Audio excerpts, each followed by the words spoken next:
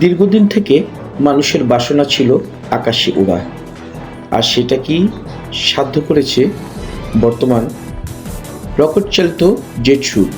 দুই হাতে রকেট যুক্ত বিশেষ স্যুট জেট স্যুট পরে আকাশে ভেসে থাকা বা ওড়ার মূল চাবিকাঠি হলো উচ্চ ক্ষমতা সম্পন্ন ক্ষুদ্র জেট ইঞ্জিন মাধ্যমে তীব্র বেগে নিচের দিকে বাতাস বা গ্যাস দেওয়া।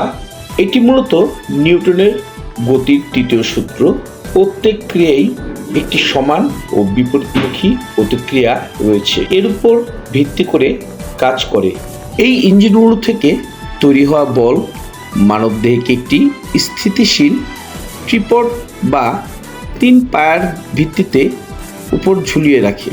শারীরিক ভারসাম্য বলতে এখানে আলাদা কোনো হাতল বা জয়স্টিক থাকে না।